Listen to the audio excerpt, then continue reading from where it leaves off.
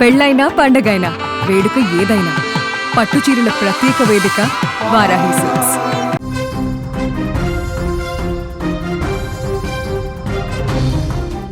Iran Israel మధ్య తీవ్ర ఉద్రిక్త పరిస్థితి నెలకొంది. ఇజ్రాయెల్ ఇరాన్ యుద్ధానికి సంబంధించిన బ్రేకింగ్ న్యూస్ మనకు అందుతోంది. 800 డ్రోన్లతో ఇజ్రాయెల్పై ఇరాన్ విరుచుకుపడింది. ఇరాన్ దాడులను ఇజ్రాయెల్ తిప్పికొడుతోంది. అర్ధరాత్రి నుంచి ఇరాన్పై మిసైల్స్తో ఇజ్రాయెల్ అటాక్ చేసింది. దాడులు ఆపాలని అమెరికా చెప్పినా ఇజ్రాయెల్ వెనక్కి తగ్గలేదు. ఇజ్రాయెల్ దాడుల్లో Iran military chief Mohammad Bagheri మృతి చెందిన సమాచారం వస్తుంది. బ్రేకింగ్ మనం చూస్తున్నాం. గత కొంతకాలంగా ఇరాన్ ఇజ్రాయెల్ మధ్య పచ్చగడ్డి వేస్తే భగ్గుమనే పరిస్థితి.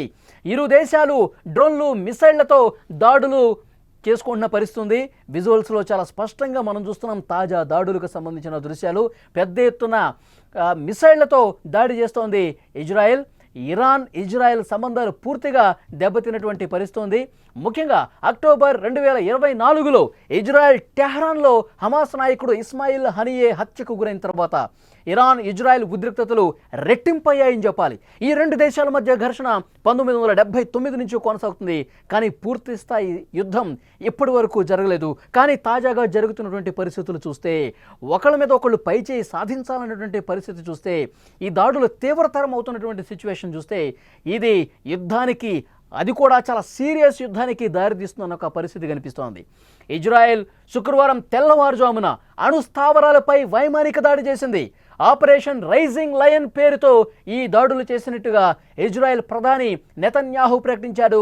దాడులకు సంబంధించిన దృశ్యాలు మనం చూస్తున్నాం. చాలా స్పష్టంగా లక్ష్యాల మీద గురి చూసి మరి ఇరాన్ మీద దాడి చేసింది. Iran military chief Mohammad Bagheri సహా టాప్ అణు శాస్త్రవేత్తలు ఎవరైతే ఉన్నారో వాళ్ళందరూ చనిపోయినట్టుగా న్యూస్ వస్తోంది. దీనిని ప్రభుత్వ మీడియా సంస్థ IRNN ధృవీకరించింది కూడా.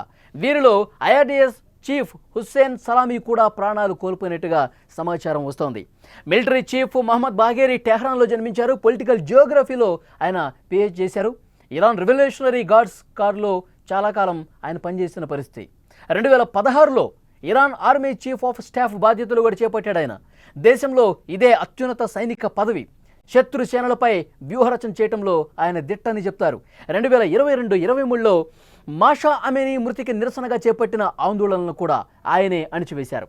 బాఘేరీ మానవ హక్కుల ఉల్లంఘనకు పాల్పడ్డారన్న ఆరోపణలతో అమెరికా, కెనడా, UK, ఐరోపా సమాఖ్య ఆయనపై ఆంక్షలను విధించినటువంటి పరిస్థితి. ఒక్కసారి ఈ యుద్ధానికి సంబంధించి లేటెస్ట్ అప్డేట్స్ మీకు అందించే ప్రయత్నం చేస్తా. విజువల్స్లో చాలా స్పష్టంగా చూడొచ్చు. ఇజ్రాయెల్ గురి చూసి ఇరాన్ మీద ఎలాంటి దాడులకు పాల్పడిందో, లక్ష్యాన్ని చూసి ఏ విధంగా దాడులు చేసిందనేది మనం విజువల్స్లో చూస్తే అర్థమవుతోంది. 200 యుద్ధ విమానాలు 100 టార్గెట్లు పెట్టుకుని దాడి చేసినట్టుగా తెలుస్తోంది. ఆపరేషన్ రైజింగ్ లైన్లో భాగంగా ఇరాన్పై దాడికి ఇజ్రాయెల్ నుంచి భారీ ఎత్తున ఫైటర్ జెట్ల దండు వెళ్ళింది. ఈ విషయాన్ని IDF ప్రతినిధి బ్రిగేడియర్ జనరల్ FA డెఫ్రిన్ కూడా వెల్లడించారు. ఇజ్రాయెల్ వాయుసేనలో ఫైటర్ జెట్లు, రీఫ్యూయలర్లు, నిఘా వంటి రకాలకు సంబంధించిన 200 యుద్ధ విమానాల దండు ఇరాన్ మీదకి వెళ్ళింది. మొత్తం 100 టార్గెట్ల మీద ఇవి దాడి చేసినట్టుగా తెలుస్తోంది. ఇందుకోసం 330 బాంబులు, క్షిపణులు వాడినట్టుగా వివరించారు.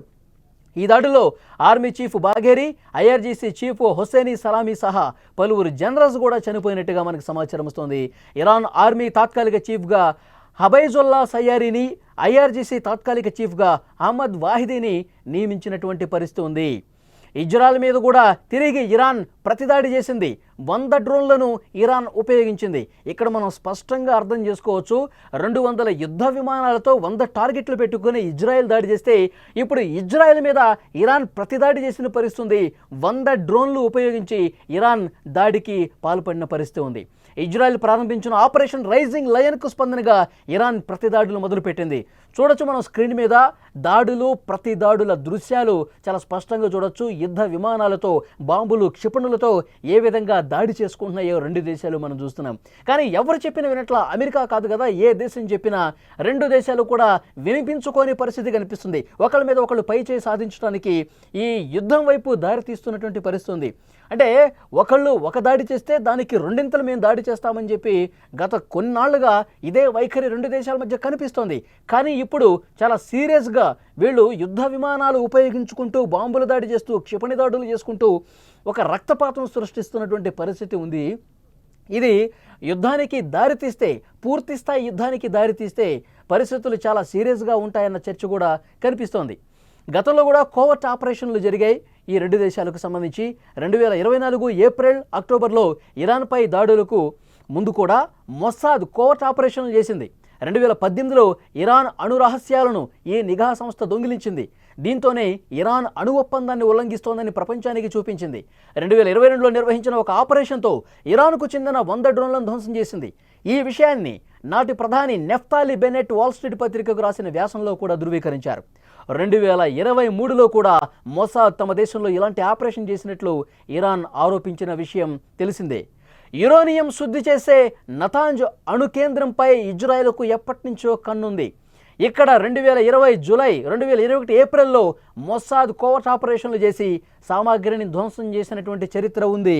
2020లో ఇరాన్ టాప్ న్యూక్లియర్ సైంటిస్ట్ మెహ్సెన్ ఫక్రిజాదను కూడా హత్య చేసినటువంటి పరిస్థితి. ఈ తాజాగా ఇప్పుడు జరుగుతున్నటువంటి దాడుల్లో టాప్ సైంటిస్టులు చనిపోయిన సమాచారం కూడా మనకు వస్తుంది. ఇజ్రాయెల్ దాడుల్లో మృతి చెందిన వారిలో Iran nuclear scientist doctor Fereydoun Abbasi, ఆయన భార్య పిల్లలు కూడా ఉన్నారు. ఇక షహీద్ బెస్తి విశ్వవిద్యాలయంలో nuclear engineering faculty dean doctor Abdul Ahmad మినవ్ చౌహర్, అదే కళాశాల అధ్యాపకుడు అహ్మద్ రజా, వీళ్ళు కూడా ఉన్నట్టుగా తెలుస్తోంది. విజువల్స్లో చాలా స్పష్టంగా మనం చూస్తున్నాం. ఇరాన్ ఇజ్రాయెల్ మధ్య పచ్చగడ్డి వేస్తే ఏ విధంగా భగ్గుమంటుందో కూడా మనం చూస్తున్నాం.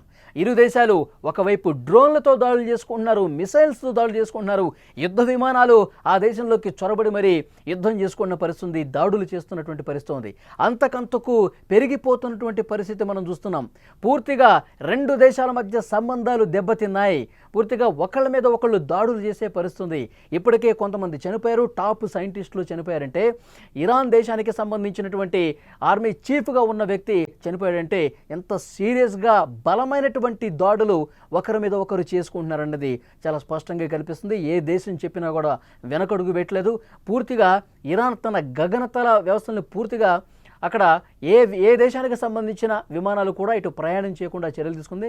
గగనతలాన్ని పూర్తిగా మూసివేసిన పరిస్థితి. ఎందుకంటే ఇజ్రాయెల్ నుంచి బలంగా క్షిపణి దాడులు వస్తున్న నేపథ్యంలో వేరే ఎవరైనా అటువైపు ప్రయాణం చేయడానికి ఇబ్బంది కాబట్టి దాన్ని ముందు జాగ్రత్తగానే ఆ గగనతలాన్ని క్లోజ్ చేసింది. మన దేశం నుంచి వెళ్ళేటువంటి విమానాలు కూడా పూర్తిగా తమ ప్రయాణాలని రద్దు చేసుకున్నటువంటి పరిస్థితి ఉంది ఈ రెండు దేశాల ఉద్రిక్తతల నేపథ్యంలో.